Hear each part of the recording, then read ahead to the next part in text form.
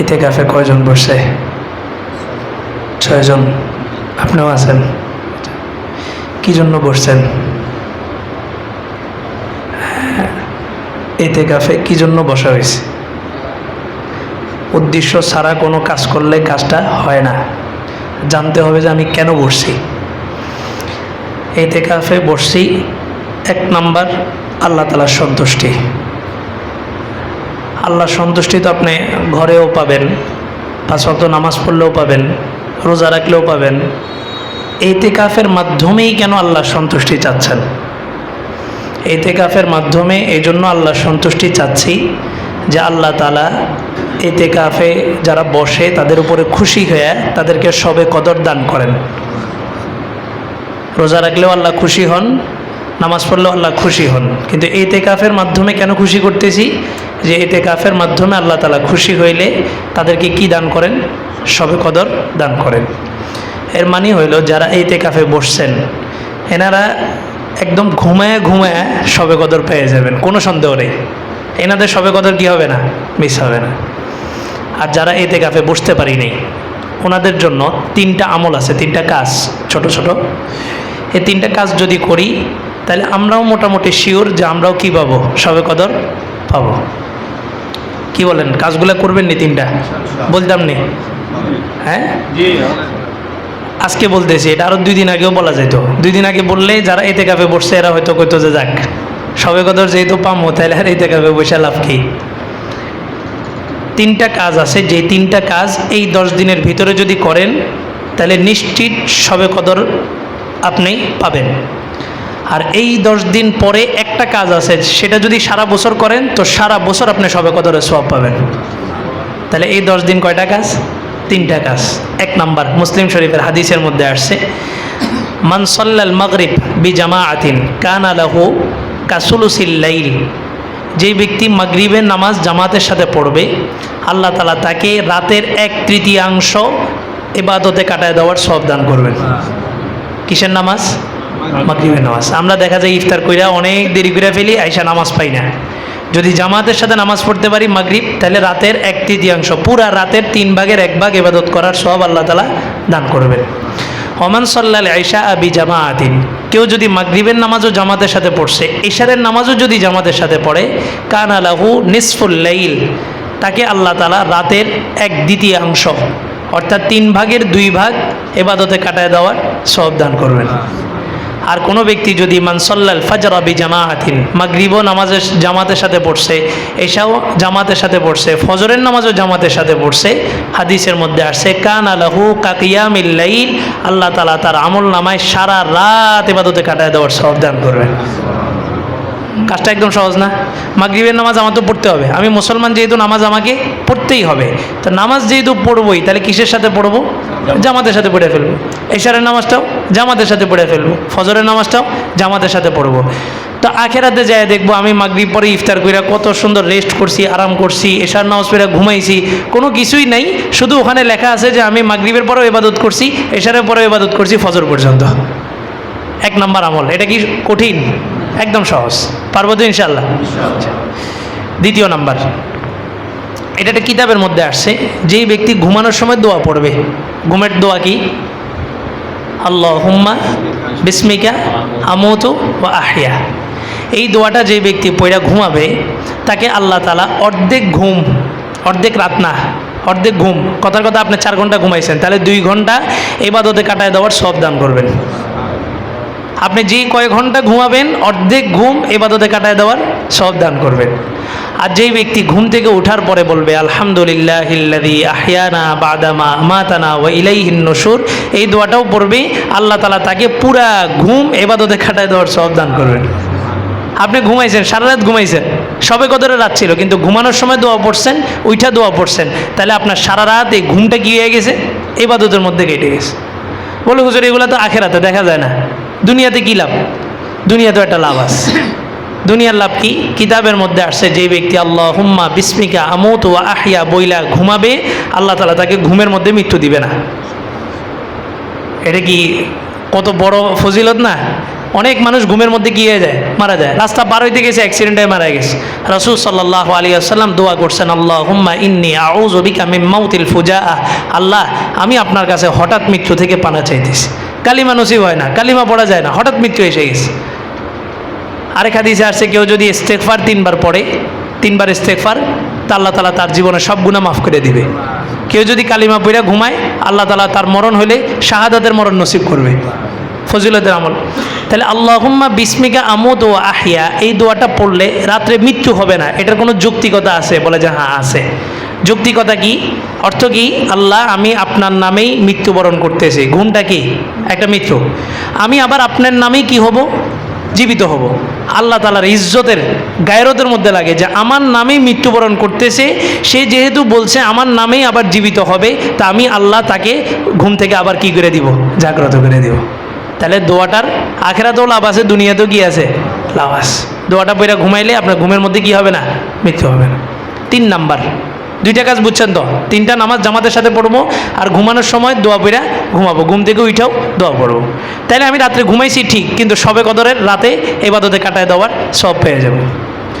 3 number, প্রত্যেক দিন এশারের পরে 2 রাকাত নামাজ পড়বেন, নফল নামাজ, বা মাগরিবের পরে আউয়াবিন। কয় রাকাত? শুধু 2 রাকাত পড়েন না। এই 2 রাকাত রমজানের ভিতরে যদি পড়েন এটা হবে নফল, কিন্তু রমজানের বাহিরে এটা কিসের সওয়াব? ফরজের সমান সওয়াব দান করা হবে। রমজানের ভিতরে নফলকে রমজানের বাইরে কিসের সমান? ফরজের সমান মর্যাদা দেওয়া হয়েছে। তো 2 রাকাত, আজকে 2 রাকাত পড়লেন, প্রতিদিন যদি 2 রাকাত, কতটুকু সময় লাগবে? 5 মিনিট, সর্বোচ্চ 5 মিনিট। তাহলে আপনি যে প্রত্যেক দিন 2 রাকাত পড়ছেন, এই 10 দিনের যে কোনো একদিনই তো শবে কদর। তার মানে আপনার এই 2 রাকাত যদি শবে কদরের ভিতরে পড়ে যায়, তাহলে কমপক্ষে 83 বছর 4 মাস লাগাতার ইবাদত করলে যে সওয়াব, ওই সওয়াব আল্লাহ আপনাকে দান করবে। এটা চারটিখানি কথা না।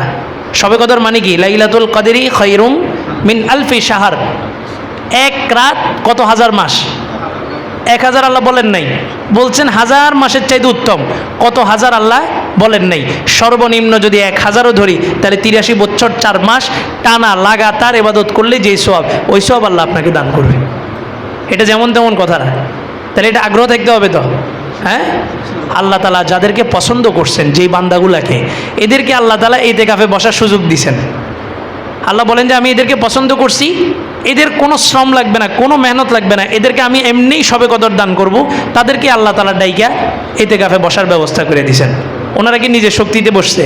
না, আল্লাহ তাআলা ফেরেশতাদেরকে বলছে তাদের সব কাজগুলো গোছায় দাও, তাদেরকে অবসর করে দাও, তাদের ব্যস্ততাকে কমায় দাও, টেনশন মুক্ত করে দাও। তারপরেই তো একজন মানুষ মসজিদে ঢুকছে।